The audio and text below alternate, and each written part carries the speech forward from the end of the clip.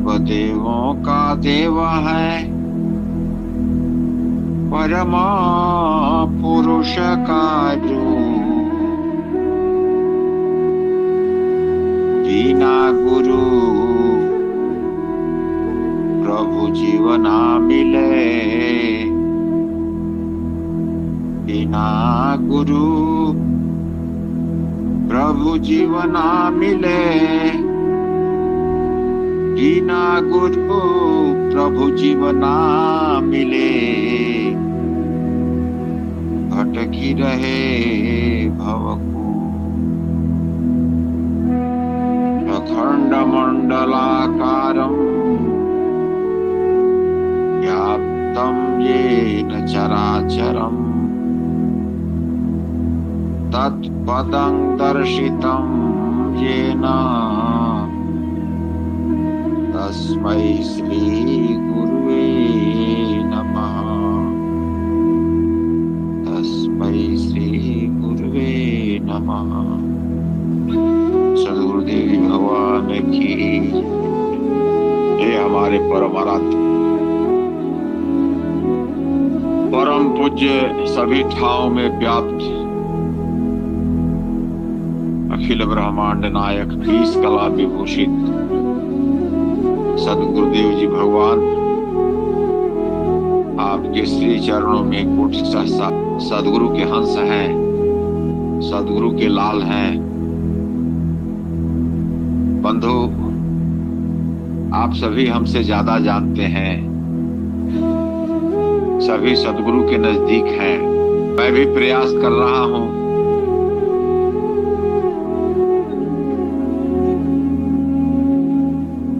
कि हमें भी वह धरातल प्राप्त है और सद्गुरु प्रभु हमें ले जाने के लिए, इस आने के लिए अवतरित है। भूले हुए जगजीव को निज घर दे पहुंचाए, सतपथ प्रदर्शक विश्व का सद्गुरुदेव कहा। अध्यात्म के इस पथ पर कुछ महत्वपूर्ण बिंदु हैं। हम सभी अध्यात्म के पथिक हैं।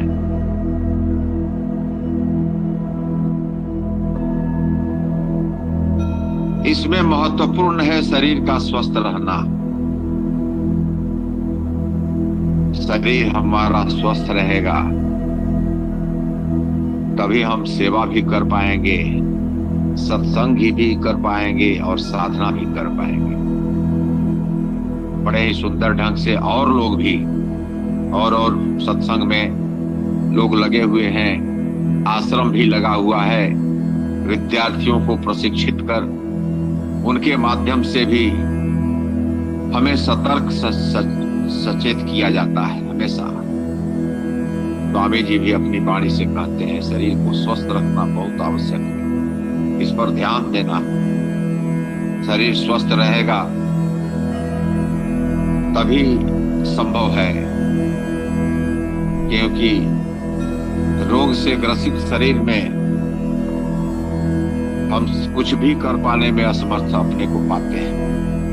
थोड़ा सा भी शरीर अस्वस्थ हो जाता है तो साधना में, सेवा में, सत्संग में विघ्न आ जाता है। इसलिए इस पर एक महत्वपूर्ण चीज है, अपने शरीर को कैसे स्वस्थ रखेंगे, इसके लिए आप और हम स्वयं सचेत रहें। अगर यह स्वस्थ है तो हम स्थिर से घंटों बैठ सकते हैं एक आसन पर।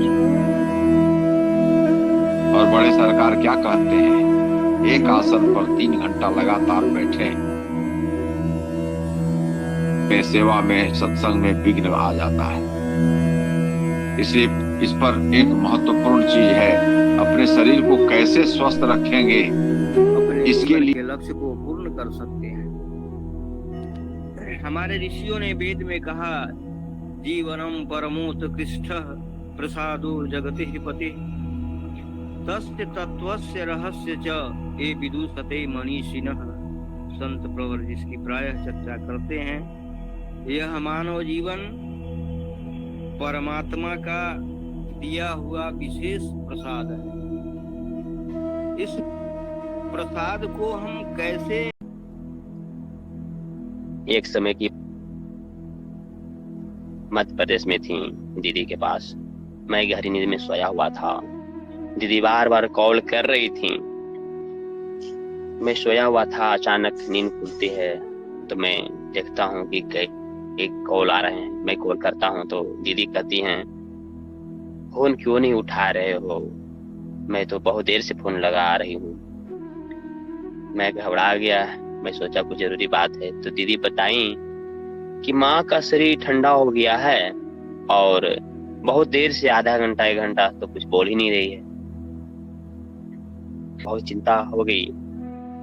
मैं दीदी से बोला, ठीक है, आप चिंता ना करें, आप जो भी प्रयास है कीजिए